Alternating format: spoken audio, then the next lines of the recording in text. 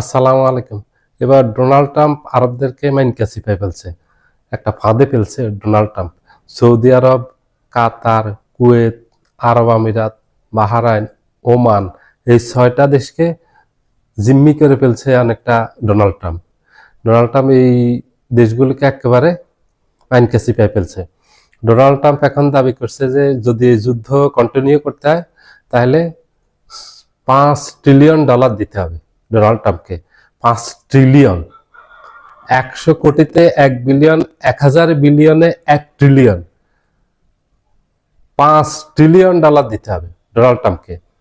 আর যদি যুদ্ধ এখন বন্ধ করে তাহলে এই 6টা দেশকে ডোনাল্ড ট্রাম্পকে $2.5 ট্রিলিয়ন দিতে হবে। এটা দিতে হবে কারণ এটা অনেকটা যুক্তিক কারণ ডোনাল্ড ট্রাম্পের। এটা যুক্তি আছে যে তোমাদের জন্য আমরা যুদ্ধ করেছি, যুদ্ধ এখানে যে খরচ হয়েছে এই খরচ তোমাদেরকে বহন করতে হবে। সৌদি আরব, আরব আমিরাত, বাহরাইন, ওমান, কাতার, কুয়েত এই দেশগুলি আমন্ত্রণ জানিয়েছে ইরানের বিরুদ্ধে যুদ্ধ করার জন্য সৌদি আরবকে এবং ইসরায়েলকে উস্কে দিয়েছে।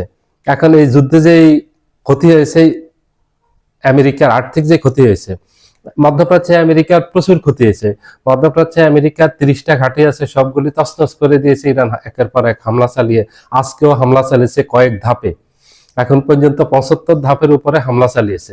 তো সেখানে তাদের ব্যাপক ক্ষতি হয়েছে, তাদের সেনাবাহিনী মারা গেছে, তাদের অনেক অস্ত্র গার ধ্বংস হয়েছে এবং অনেক অস্ত্র তারা নিক্ষেপ করেছে ইরানে। ধারাবাহিকভাবে তারাও পাল্টা আক্রমণ করছে ইরানে। এই যে খরচ হয়েছে, এগুলি তো খরচ হয়েছে, অনেক টাকা খরচ হয়েছে, তাহলে এগুলি দিতে হবে। এগুলি কার স্বার্থে করেছে? আমেরিকা। ডোনাল্ড ট্রাম্প স্পষ্ট করে দিয়েছে এই যে মধ্যপ্রাচ্যের এই দেশগুলি স্বার্থে করেছে, তাহলে এই টাকাগুলি তাদেরকে দিতে হবে। এখন মধ্যপ্রাচ্যের এই দেশগুলিকে এটা দিতে হবে। ডোনাল্ড ট্রাম্প ও খুব পাগলা টাইপের মানুষ, ও যেটা চায় দাবি করে সেটা নিয়েই ছাড়ে, এটা নিয়েই ছাড়বে। কারণ এইখানে যে আমন্ত্রণ করছে এই সৌদি আরব, আরব আমিরাত, বিশেষ করে এই 2টা দেশ উল্লেখযোগ্য, একেবারে উস্কে দিয়েছে ডোনাল্ড ট্রাম্পকে এই ইরানের বিরুদ্ধে এই হামলাটা চালানোর জন্য। ডোনাল্ড ট্রাম্প তারপরে হামলা চালিয়েছে মধ্যপ্রাচ্যের এই দেশগুলির উস্কানির কারণে। আমাদের এই মুসলিম কান্ট্রিগুলির অনৈক্যের কারণে বারবার এই সুযোগটা নিচ্ছে আমেরিকা এবং ইসরায়েল। ইসরায়েল কখনোই সাহস করতো না ইরানের মতো দেশে হামলা চালানোর। এবারের পর ইসরায়েল আর কখনো সাহস করবে না, কারণ এবার শুধু ইসরায়েল আমেরিকার শিক্ষা হয়নি, এই যুদ্ধের মাধ্যমে কঠিন শিক্ষা দিয়েছে ইরান মধ্যপ্রাচ্যের প্রত্যেকটা দেশকে। এক ইরানি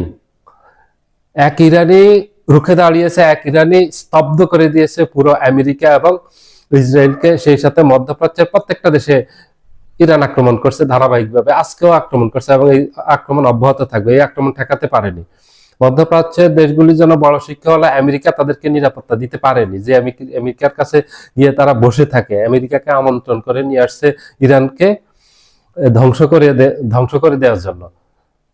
সেই আমেরিকা ইরানের হাতে কঠিন শিক্ষা পেয়েছে, আমেরিকা পারেনি ইরানকে শিক্ষা দিতে, আমেরিকা পারেনি ইরানকে ধ্বংস করতে। ইরান রুখে দাঁড়িয়েছে, ইরানকে নত করতে পারেনি, ইরান নতজানু হয়নি, ইরান পরাজিত হয়নি এই যুদ্ধে।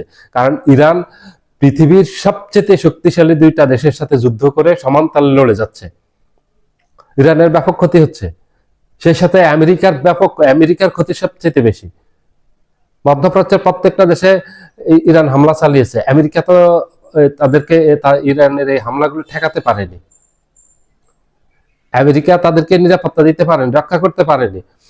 মধ্যপ্রাচ্যের প্রত্যেকটা দেশে তেল ঘাঁটিতে হামলা চালিয়েছে, এলএনজি গ্যাস উৎপাদন কেন্দ্রে হামলা চালিয়েছে, বিদ্যুৎ কেন্দ্রে হামলা চালাবে হুমকি দিয়েছে। এবং আরো গুরুত্বপূর্ণ অনেক স্থাপনায়, যে আমেরিকার যত স্থাপনা আছে সব তো আক্রান্ত হয়েছে। শুধু এগুলির বাহিরে আমি মধ্যপ্রাচ্যে যে দেশগুলি আমন্ত্রণ জানিয়ে ডোনাল্ড ট্রাম্পকে এখানে আনছে, একটা মুসলিম দেশের বিরুদ্ধে আরেকটা মুসলিম দেশ এই আমেরিকাকে হামলা করার সুযোগ করে দিয়েছে, তাদের কথাগুলি বলতেছি, শুধু তাদের ক্ষয়ক্ষতিটা বলতেছি।